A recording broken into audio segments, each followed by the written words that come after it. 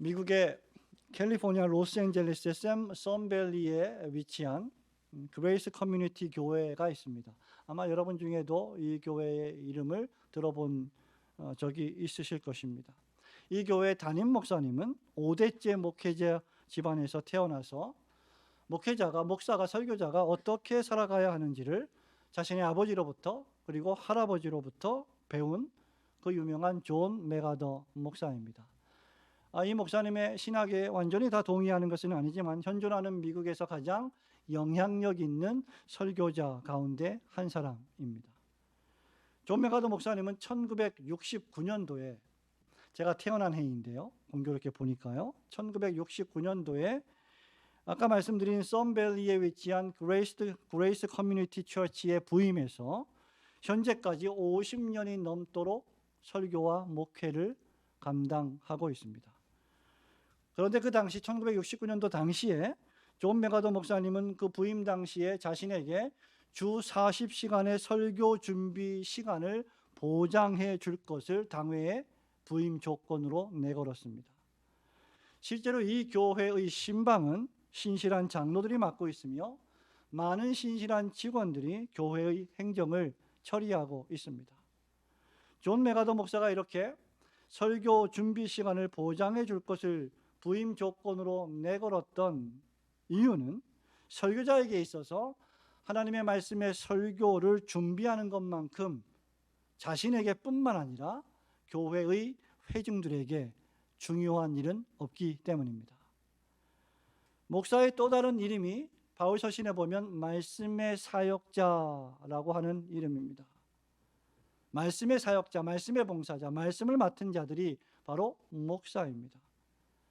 바울이 디모데전서 4장 2절에서 디모데에게 이렇게 명령하죠. 너는 말씀을 전파하라. 때를 얻든지 못 얻든지 항상 힘쓰라. 상황이 좋든지 좋지 못하든지 순경 중이든지 역경 중이든지 관계없이 너는 항상 말씀을 설교할 준비를 해야 하는 사람이다 라고 권면하고 있습니다. 설교자에게 설교를 위한 말씀 묵상과 연구와 설교 준비는 아무리 강조해도 지나치지 않습니다. 이를 위하여 장로는 교인의 신방을, 집사는 서무와 회개와 봉사, 행정을 담당하는 것이라고 장로교 헌법은 규정하고 있습니다.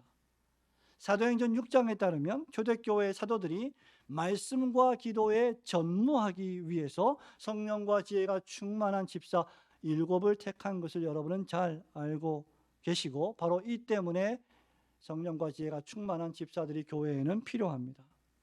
하지만 이런 하나님의 말씀이 이 성경이 설교자에게만 중요한 것은 결코 아닙니다. 모든 성도들에게도 동일한 이유로 하나님의 말씀인 성경이 중요합니다.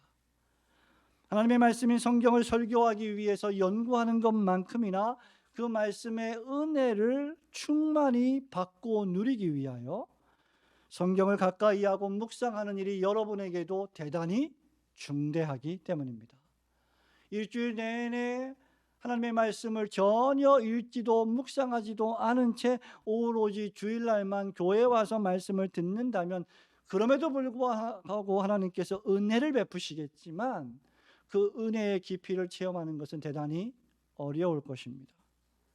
설교자와 성도들이 하나님의 말씀인 성경을 가까이 할 때 그런 교회가 진정으로 능력 있는 교회인 줄 믿습니다.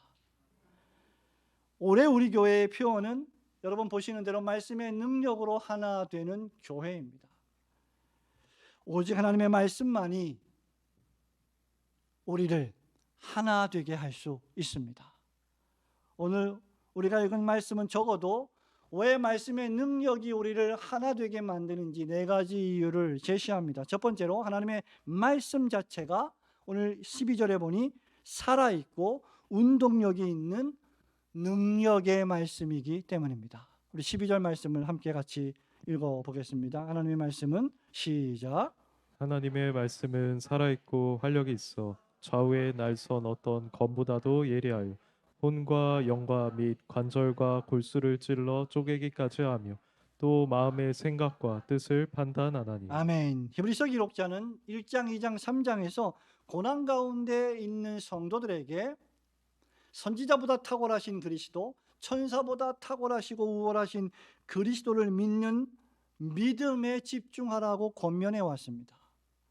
히브리서의 독자들은 예수를 믿는 믿음 때문에 직업을 잃고 재산을 빼앗기는 일들을 겪었습니다. 감옥에 투옥을 당하고 명예를 잃는 일이 허다했습니다. 예수를 믿는 일이 상당히 위협적인 시대에 그들은 살아가고 있었습니다. 과연 예수님을 믿는 일이 이런 고통을 겪어낼 만큼 가치 있는 일일까? 충분히 그렇습니다. 그것이야말로 하나님 말씀에 순종하는 것이며 히브리서 4장에서 말하는 장차 다가올 새하늘과 새 땅에서의 안식에 들어가는 길이기 때문입니다. 그리고 히브리서 기록자는 그런 고난과 박해를 견디게 해주는 능력이 있는데 그 능력이 바로 하나님의 말씀이라고 우리에게 권면합니다. 12절에서 하나님의 말씀은 살아있고 활력이 있다라고 했습니다. 여러분, 하나님의 말씀이 어떻게 살아있고 어떻게 활력이 있습니까? 그것이 전능하신 하나님의 능력의 말씀이기 때문입니다. 말씀으로 천지 만물을 창조하신 하나님께서 친히 당신의 입으로 하신 말씀이기 때문입니다.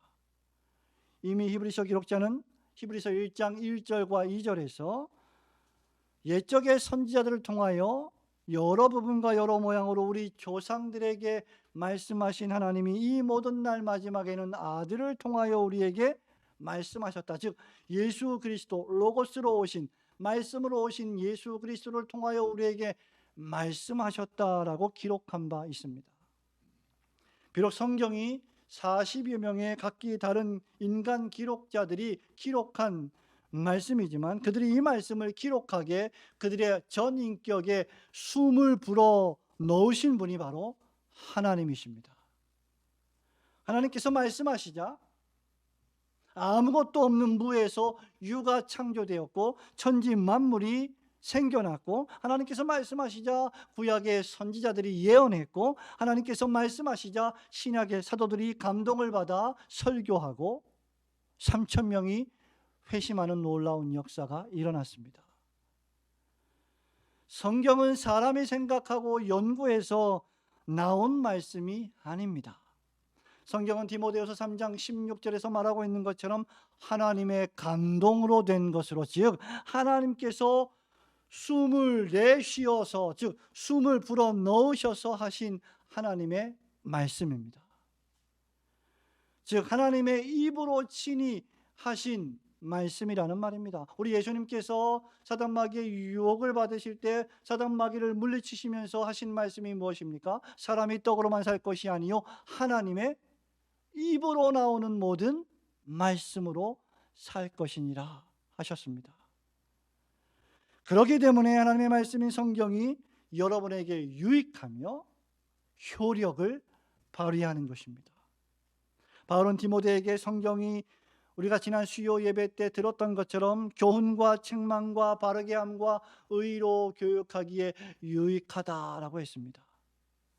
그러므로 여러분이 믿음을 가지고 여러분 안에 내주하시는 성령님을 의지하면서 이 성경으로 나아올 때, 여러분이 진실로 기도 가운데 성경을 읽을 때 성경이 여러분에게 살아있고 활력이 있어 능력을 발휘하게 될 것입니다. 여러분이 믿음과 간절한 기도 가운데 하나님 말씀을 사모하며 읽고 그 말씀을 선포하는 설교를 들을 때 그 말씀이 여러분 안에서 살아 움직이게 됩니다. 여러분이 성경을 읽기 시작하면 어느 순간 성경이 여러분을 읽을 것이며 마침내 성경이 여러분을 변화시킬 것입니다. 여러분이 성경을 변화시키는 것이 아니라 성경이 여러분을 변화시킵니다. 사람의 말을 듣고자 하는 자는 많은 책들을 읽으십시오. 유익합니다. 그건 역시 매우 유익한 일입니다. 그러나 하나님의 능력의 말씀을 듣고자 한다면 성경을 읽으십시오. 성경은 살아계신 하나님의 능력 있는 말씀이기 때문입니다. 하나님의 말씀이 능력의 말씀임을 믿고 그 말씀을 의지하시는 성도들이 되시기를 주님의 이름으로 축원합니다. 둘째로 이 말씀, 하나님의 말씀은 여러분의 전인격, 여러분의 지성과 감정과 의지를 포함한 전인격을 찌르고 쪼개며 각성시키는 하나님의 말씀입니다. 우리 13절 말씀을 12절 말씀을 한 번 더 읽어볼까요? 하나님의 말씀은 시작. 하나님의 말씀은 살아있고 활력이 있어 좌우의 날선 어떤 검보다도 예리하여 혼과 영과 및 관절과 골수를 찔러 쪼개기까지 하며 또 마음의 생각과 뜻을 판단하나니. 아멘. 본문 말씀은 계속해서 좌우에 이 성경이 하나님의 말씀이 살아있고 활력이 있어 그 다음 좌우에 날선 그 어떤 검보다도 예리하다.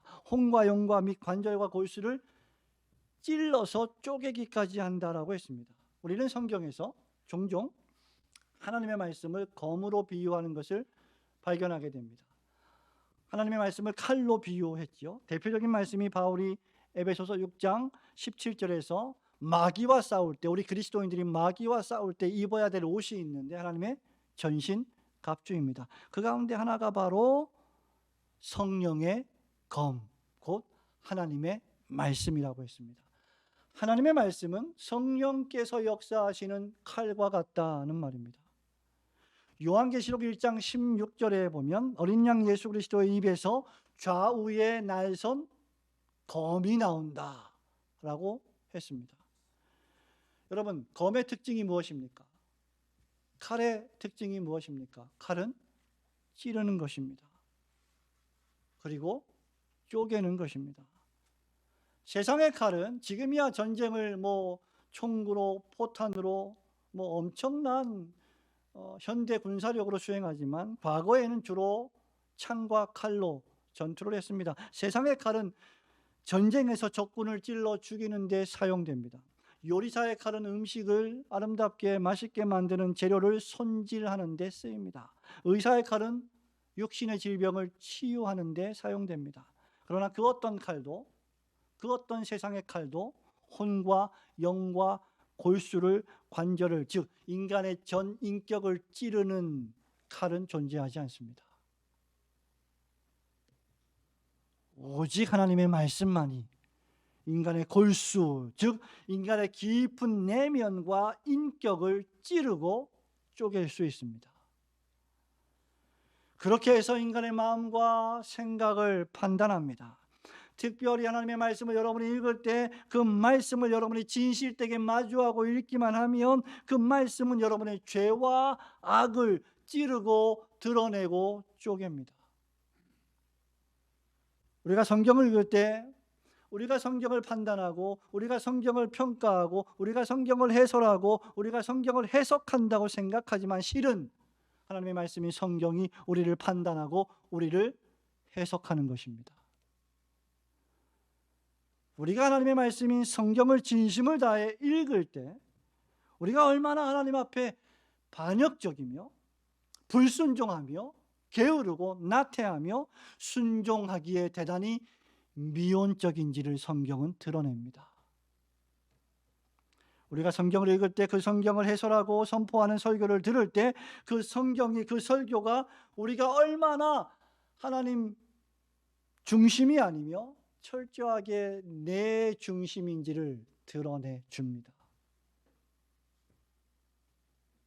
우리가 오랫동안 신앙생활을 했음에도 불구하고 수없이 많은 설교를 들음에도 불구하고 여전히 내 생각과 내 감정과 내 지식이 더 중심이 되는 신앙생활을 우리는 하고 있습니다. 그것을 성경이 우리에게 깨우쳐 줍니다. 우리가 성경을 참되게 읽을 때 우리 자신이 얼마나 잃어버린 바 된 죄인임을 깨닫게 됩니다. 내가 원하는 바 선은 행하지 아니하고 원치 아니하는 바 악을 행하는 악한 존재인지를 성경이 우리에게 폭로해 줍니다. 우리가 성경을 하나님의 감동으로 된 말씀으로 읽을 때 하나님께서 보내신 독생자 예수 그리스도께서 나의 죄 때문에 십자가에 달리셨다는 것을 깨닫게 해 주십니다. 우리가 성경을 읽을 때 하나님께서 선지자들을 보내셔서 이스라엘의 죄악을 책망하시고 사도들을 보내셔서 설교자들을 세우셔서 완악하고 고집스러운 우리들을 찾으시고 부르시고 구원하시는 사랑의 하나님이심을 깨닫게 하십니다. 우리가 성경을 읽을 때 말입니다. 우리가 마음을 다하여 하나님 말씀인 설교를 들을 때 말입니다. 그렇게 하시기 위해서 하나님은 성경을 좌우에 날이 선 아주 예리한 그 어떤 검보다도 더 날카롭게 사용하셔서 우리를 책망하고 찌르시고 쪼개십니다. 그러므로 여러분, 하나님 말씀인 성경이 이 말씀을 선포하는 설교가 때때로 여러분을 찌르고 각성시킨다면 그 하나님의 말씀의 책망에 겸손히 순종하시는 성도들이 되시기를 주님의 이름으로 축원합니다. 세 번째로 하나님의 말씀은 우리를 책망할 뿐만 아니라 우리를 구원하시고 살게 하시는 생명의 말씀입니다. 우리 12절 13절을 한 번 더 읽어볼까요? 하나님의 말씀은 시작. 하나님의 말씀은 살아있고 활력이 있어 좌우에 날선 어떤 검보다도 예리하여 혼과 영과 및 관절과 골수를 찔러 쪼개기까지 하며 또 마음의 생각과 뜻을 판단하나니 지으신 것이 하나도 그 앞에 나타나지 않음이 없고 우리의 결산을 받으실 이의 눈앞에 만물이 벌거벗은 것 같이 드러나느니라. 아멘. 성경이 하나님의 살아있고 활력 있는 말씀인 증거는 그 말씀이 여러분이 그 성경을 읽을 때 그 말씀이 여러분의 인격을 판단하고 찌르고 책망하고 쪼개서 각성시키는 예리한 검의 역할을 하기 때문이라고 했습니다. 뿐만 아니라 성경이 살아계신 하나님의 말씀이라는 또 다른 증거는 이 성경의 기록, 목적 때문입니다. 성경이 왜 능력이 있느냐? 성경의 기록 목적이 능력이 있고 기록 목적이 단순히 기록된 것이 아니라 그것을 역사 속에서 효력 있게 성취하시기 때문입니다. 일찍이 우리 예수님께서는 요한복음 5장 39절에서 성경에 대하여 이렇게 말씀하신 바 있죠. 제가 누누이 말씀드리지만 이 구절을 여러분들이 반드시 암송하셔야 된다고 했습니다. 요한복음 5장 39절의 말씀입니다. 한번 해볼까요? 시작. 너희가 성경에서 영생을 얻는 줄 생각하고 이 성경을 연구하거니와 이 성경은 곧 나에 대하여 증언하는 것인지라.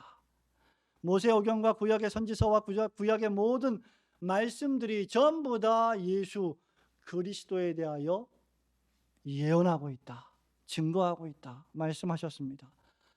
그러므로 여러분, 성경은 예수님에 관한 책입니다. 성경은 영생을 주는 책입니다. 성경은 구원의 책입니다.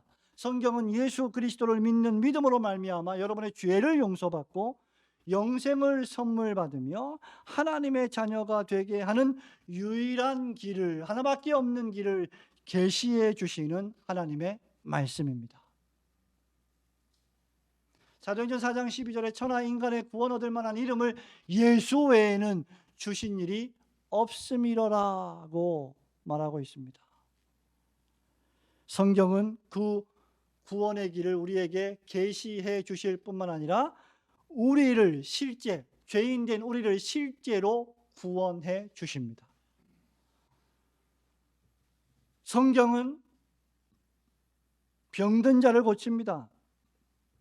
성경은 질병에 걸린 자를 치유해 줍니다. 성경은 죽은 자를 살립니다. 하나님의 말씀은 각색병에 걸린 자들을 치유하는 능력이 있습니다. 예수님 시대의 사복음서에서 그토록 많은 병자들이 치유되고 죽은 자가 살아나는 일들이 기록된 것은 구원자로 오신 예수 그리스도의 말씀의 능력을 우리에게 여실히 보여주는 것입니다. 성도 여러분, 하나님께서 말씀을 통하여, 예수님을 통하여, 때때로 설교를 통하여 여러분을 부르시면 여러분은 응답할 수밖에 없습니다. 하나님이 호출하시면 하늘이 땅이 귀를 기울일 수밖에 없습니다. 여러분, 구약 성경의 선지자들이 끊임없이 하나님 말씀을 받아 선포할 때 쓰던 고유한 표현이 무엇입니까? 하늘이여 들으라, 땅이여 귀를 기울이라. 여호와께서 말씀하시면 하나님이 창조하신 자들이 들을 수밖에 없습니다. 하나님의 아들 예수 그리스도께서 죽은 지 4일이나 지난 무덤에 묻힌 나사로를 향해서 나사로야 나오라고 소리치셨습니다. 생명을 창조하신 하나님께서 나사로야 나오라고 소리치시자마자 죽은 나사로가 그 말씀에 활력을 힘입어 수족을 배로 동인 채로 걸어 나왔습니다. 저는 때때로 이 말씀을 한번 상상을 해봅니다. 예수님의 음성을, 그 호출의 음성을 듣고 수족을 배로 동인 채로 장사 지낸 바 된 나사로가 어떻게 걸어 나왔을까? 총총 걸음으로 뛰어서 나오지 않았을까? 수족을 배로 동였으니까. 여러분, 하나님의 말씀은 죽은 자를 살리는 능력이 있습니다. 마가복음 5장에서는 죽은 소녀를 향하여 아람어로 난리다 굼이라고 외치셨는데, 번역하면 소녀야 내가 네게 말하노니 일어나라. 그러자 소녀가 일어났고 소녀가 걸었습니다. 성경은 영적으로 죽은 자들을 다시 살리시는 살아있는 하나님의 구원의 말씀입니다. 우리가 할 일은 그 말씀을 전하는 것입니다. 그 말씀을 설교하는 것입니다. 그 말씀을 전도하는 것입니다. 여러분의 삶으로, 여러분의 입술로 말이죠. 사람을 구원하는 능력은 하나님께 있습니다. 그렇게 바울은 로마서 10장 17절에서 믿음은 그냥 생기지 않고 믿음은 들음에서 나며 들음은 그리스도의 말씀으로 말미암느니라고 기록했습니다. 여러분, 말씀을 가까이 하지 않으면 믿음이 일어나지 않습니다. 이미 구원하는 믿음을 얻은 여러분들도 말씀을 가까이 하지 않으면 믿음에서 믿음으로 성장할 수가 없습니다. 바울은 디모데후서 3장 16절에서 성경은 능히 너로 하여금 그리스도 예수 안에 있는 믿음으로 말미암아 그 다음 구원에 이르는 지혜가 있게 하느니라고 했습니다. 여러분, 지혜로운 자가 되기를 원치 않으십니까? 2024년도에는 2023년 올해에 저질렀던 실수를 반복 안 하고 싶지 않으십니까? 그러면 여러분, 성경을 가까이 하십시오. 하나님 말씀을 사모하십시오. 사도 베드로도 베드로전서 1장 23절에서 우리가 거듭난 것이, 즉 영적으로 다시 태어난 것이 하나님의 말씀 때문이다 라고 말합니다. 너희가 거듭난 것은 썩어질 씨로 된 것이 아니요 썩지 아니할 씨로 된 것이니 살아있고 항상 있는 하나님의 말씀으로 되었느니라. 세상의 책들은 우리에게 지식과 정보를 제공해 줍니다. 세상의 책들은 여러분에게 교양과 미덕을 제공합니다.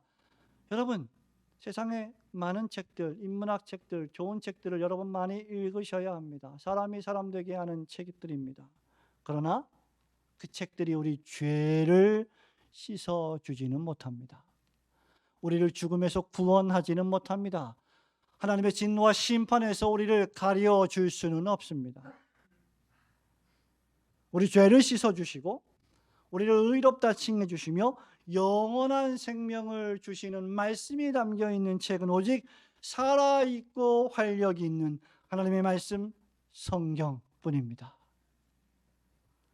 하나님의 말씀인 성경만이 여러분을 구원해 주시는 생명의 말씀임을 깨닫고 부지런히 이 구원의 말씀, 영생의 말씀을 묵상하시는 성도들이 되시기를 주님의 이름으로 축원합니다.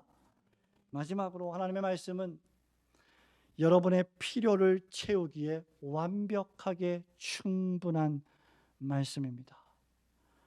13절 말씀 한 번 더 읽습니다. 지으신 것이, 시작. 지으신 것이 하나도 그 앞에 나타나지 않음이 없고 우리의 결산을 받으시리의 눈앞에 만물이 벌거벗은 것 같이 드러나느니라. 아멘. 저는 설교를 마치기 전에 한 가지만 더 지적할 필요가 있습니다. 그것은 히브리서 기록자가 성경을 다른 모든 책들과 비교하는 방식에 있어요. 기록자는 12절에서 하나님의 말씀이 좌우에 날이 선 아주 예리한 그 어떤 검보다도 어떻게 해요? 더 예리하여라고 했습니다.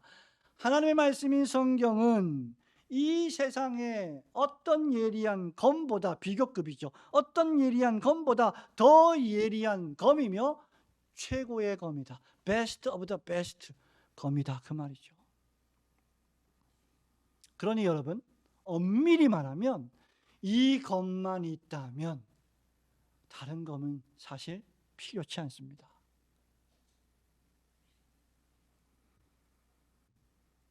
다시 말하면 하나님의 말씀만으로 충분하다는 말입니다. 그래서 성경은 구원과 행위에 있어서의 구원뿐만 아니라 우리의 삶의 행위에 있어서에서도 유일무이한 법칙이, 규칙이 되는 것입니다. 우리가 일상생활에 살아가는데 필요한 모든 법칙들이 성경에 다 제공되어 있다는 말입니다. 성경은 우리를 구원하는 책일 뿐만 아니라 우리가 이 세상에서 하나님의 사람으로 살아가는데 온전하게 해주는 모든 것이 충분하게 기록되어 있는 하나님의 말씀입니다. 13절에 지으신 모든 것이 하나님 앞에 나타날 것이며 만물이 벌거벗은 것 같이 드러날 것이라고 했습니다. 하나님의 말씀이 살아계신 하나님이 하신 말씀이고 그 말씀 자체가 살아있고 그 말씀이 활력이 있기 때문에 한 번 이 말씀에 노출되기만 하면 결코 그 누구도 그 무엇도 이 말씀을 피할 수 없다는 말입니다.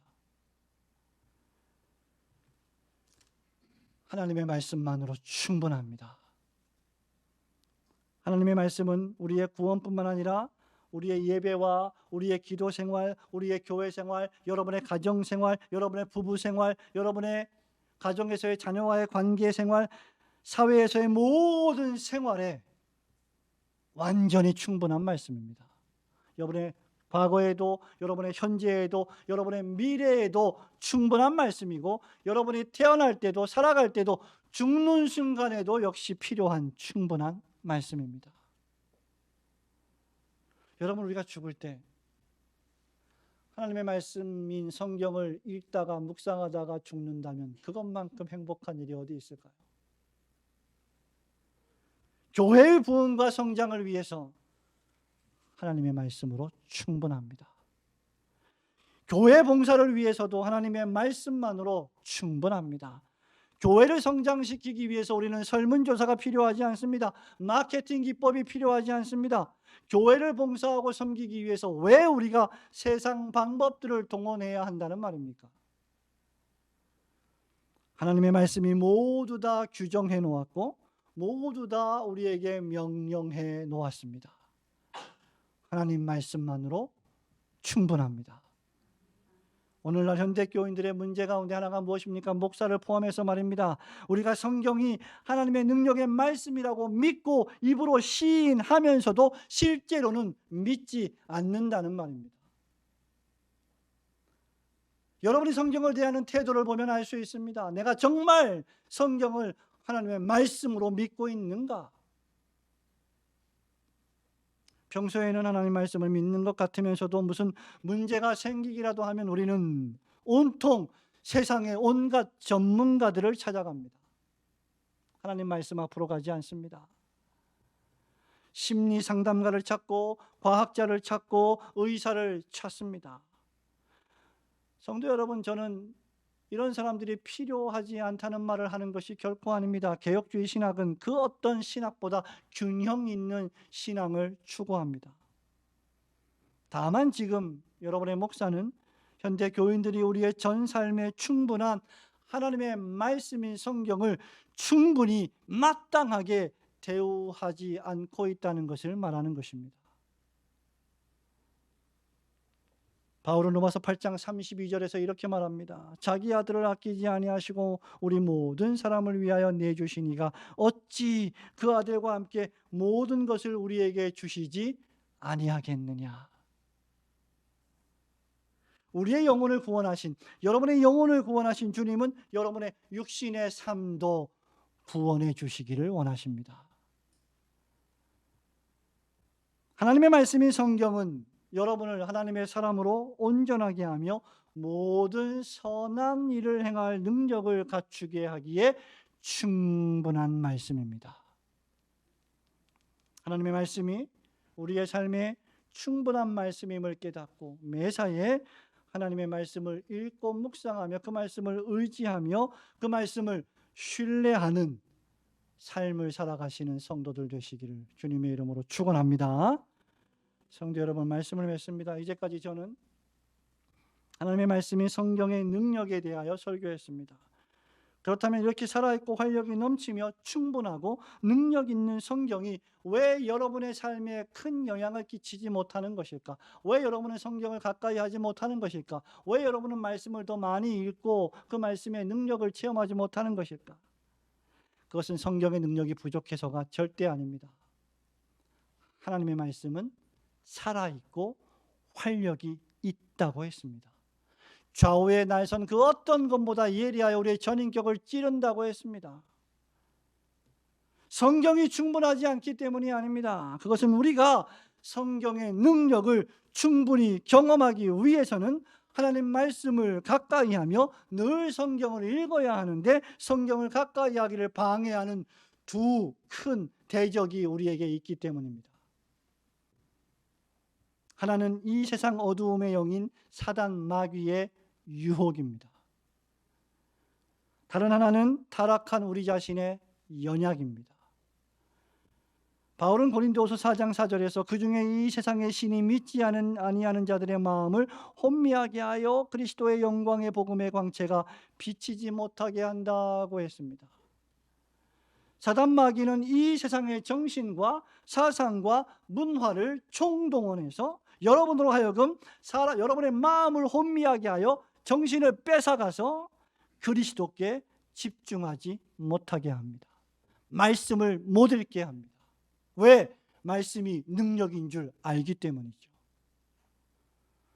두 번째로 또한 우리의 연약이 말씀을 가까이 하지 못하게 합니다. 갈라디아서 5장 17절은 이렇게 말합니다. 육체의 소욕은 성령을 거스리고 성령은 육체를 거스르나니 이 둘이 서로 대적하므로 너희가 원하는 것을 하지 못하게 하려 함이니라. 그러니까 우리는 할 수만 있으면 우리 육체의 소욕을 쳐서 성령님의 소욕에 복종시켜야 합니다. 신앙의 훈련이 필요한 이유가 여기에 있는 겁니다. 성경을 읽지 않아도 자동적으로 신앙이 성장하지는 않습니다. 오히려 신앙이 정체되고 퇴보합니다. 삶은 변화되지 않고 활력을 잃습니다. 사랑하는 성도 여러분, 2024년 새해에 여러분의 삶이 변화되시기를 원하십니까? 정말 여러분의 신앙이 능력 있는 신앙이 되길 정말 원하십니까? 여러분의 봉사와 섬김이 지금보다 훨씬 더 뜨겁고 활력 있기를 원하십니까? 그러면 살아있고 활력 있는 하나님의 말씀을 사모하십시오. 성경을 들어 읽으십시오. 하나님 말씀의 설교를 믿음으로 사모하며 기도 가운데 들으십시오. 그 말씀이 여러분의 인생을 변화시키고 여러분을 하나님의 사람으로 온전하게 해 줄 것입니다. 모든 일을 하기에 충분히 준비시켜 줄 것입니다. 2024년 한 해 동안 하나님의 말씀의 능력으로 여러분의 신앙이 더욱 성장하시기를 주님의 이름으로 축원합니다. 하나님 말씀의 능력으로 우리 올고든 교회 모든 성도들이 주 안에서 하나가 되시기를 주님의 이름으로 축원합니다.